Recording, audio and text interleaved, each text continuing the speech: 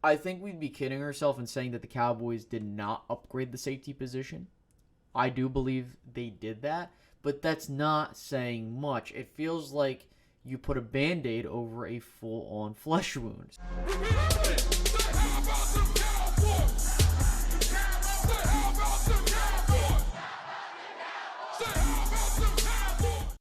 Hey guys, what's going on? It's Space Cowboy here. Welcome back once again to the position evaluation series where we are reviewing every single position that the Cowboys have to offer and where I would grade them. Now, we're going to do the final one here today, and that is talking about the secondary with cornerbacks and safeties. As for special teams, I think that it's just pretty obvious what's going on, so I don't really need to provide any comments. As for coaching, we've talked about that a lot going into this season, so I'm not going to really sweat it there.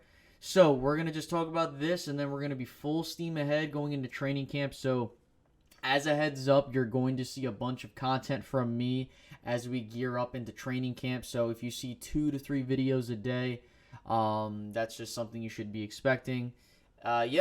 So let's get started. So now, in regard to this position group, the Cowboys really haven't had that shutdown guy that we've been wanting. Now, I understand that Byron Jones was really good.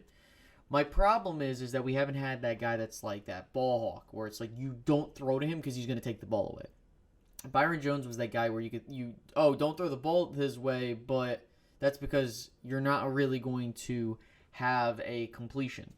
Now, as I take a look at this current lineup, in terms of who you have available to play, you have guys like Trevon Dix, Jordan Lewis, Anthony Brown that I'm looking at. And it's like, okay, so these guys are more or less the, building blocks in terms of what possible starters you have. Now, I do want to mention that Anthony Brown is someone that could be on the chopping block. And that's because you have younger guys like Kelvin Joseph, Nashawn Wright, you have Reggie Robinson. You have those guys that could possibly push him off the roster. Now, you shouldn't be satisfied with Anthony Brown being a starting corner. Now, would we be shocked to see him make the team and start? No, I think that's something that we should fully anticipate.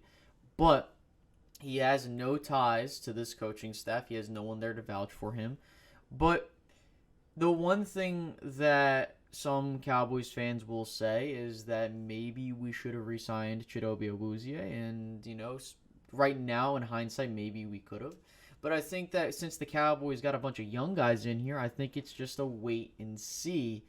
And it's going to be an overall defensive performance to really see how good these guys are. Because if the front seven isn't doing their job, these guys can only do so much.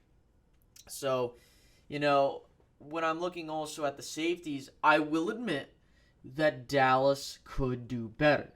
You look at who they got. They got DeMonte Casey, Jaron Kearse, Stephen Parker. Then you have Donovan Wilson, Darian Thompson, and Tyler Coyle. These are guys where it's just like, aside from Donovan Wilson and DeMonte Casey, you really just have below average backups, maybe just below average starters. So I understand that also you have Keanu Neal who could slide back to safety, and I think we'd be kidding ourselves in saying that the Cowboys did not upgrade the safety position. I do believe they did that, but that's not saying much. It feels like you put a band-aid over a full-on flesh wound. So that's something that we have to be aware of. So in terms of the overall position group, let's go back to the corners. Now, with the corners, the one thing that I want to keep an eye out on is someone finally going to become that guy? And who has the possibility of doing that? As of right now, and I think it's blatantly obvious, it's Trevon Dix. When he was coming out of the draft, a lot of people thought that he could be a first-round talent, and I think you'd be kidding yourself in saying no, he was not, because there were some mock drafts where he was going in the mid to late first round.